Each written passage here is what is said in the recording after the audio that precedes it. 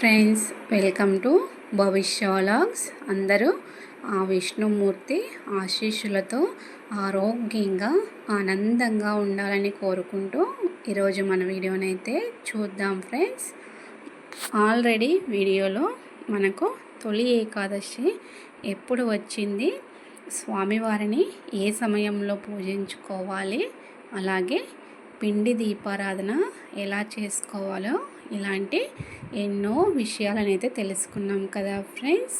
ఈరోజు వీడియోలో కూడా ఇంకొన్ని విషయాల గురించి తెలుసుకుందాము. మనకు తొలి ఏకాదశి జూలై 6వ తారీఖు ఆదివారం రోజు వచ్చింది. ఈ విషయం చాలామందికి తెలిసినదే కదా.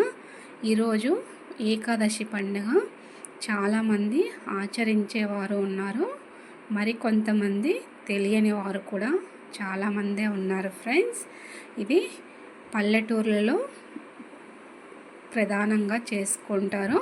ఈ కాలంలో మనం సిటీస్లో చాలామందికి తెలియకపోవచ్చు, కానీ పల్లెటూరులో విత్తనాల ఏకాదశి అని ప్రతి ఒక్కరూ రైతులందరూ కూడా చేసుకునే మొదటి పండుగని చెప్పుకోవచ్చు. ఈరోజు మనము చాలామంది స్వామివారికి ఉపవాసం, జాగరణ ఇలా ఎవరికి తోచిన విధంగా వారు వ్రతాన్ని అయితే చేసుకుంటూ ఉంటారు.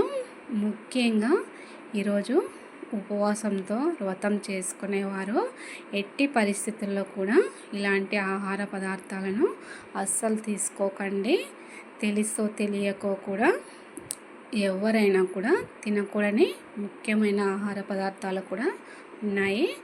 మనకు ఏకాదశి అంటేనే విష్ణుమూర్తికి ఎంతో విశేషమైన రోజని చెప్పుకోవచ్చు.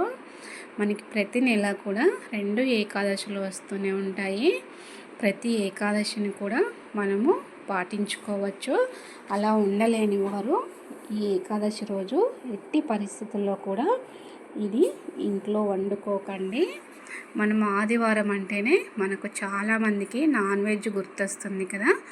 అలాంటి వారి కోసమే ఈ వీడియోని అయితే చేస్తున్నాను. ముఖ్యంగా ఉపవాసం ఉండేవారు, అలాగే పూజను ఆచరించేవారు, ముఖ్యంగా నాన్ వెజ్జే కాకుండా అన్నాన్ని కూడా ఈరోజు తినకూడదని చెప్తారు. ఏకాదశి రోజు అన్నాన్ని ముట్టుకోకూడదని కూడా మనకు వ్రతంలో తెలిసినదే. ఈరోజు ఎట్టి పరిస్థితుల్లో కూడా ముఖ్యంగా నాన్ వెజ్ని అయితే ఎవ్వరూ కూడా తినకండి. ఇది మనం పాటించే వారి కోసమే చెప్తూ ఉన్నాము. మిగతా వారి గురించి అయితే అవసరమైతే లేదండి. మనము తెలుసో తెలియకో ఎంతో భక్తి శ్రద్ధలతో పూజ చేసుకున్నాక పూజ అంతా అయిపోయింది కదా, ఇంకేముందులనేసి కొంతమంది తింటూ ఉంటారు. అలాంటి వారి కోసం అనేసి మనము ఈరోజు ఇలా నాన్ వెజ్ని కనుక తిన్నామనుకో మనకు పరమ దరిద్రం అని కూడా చెప్తారు.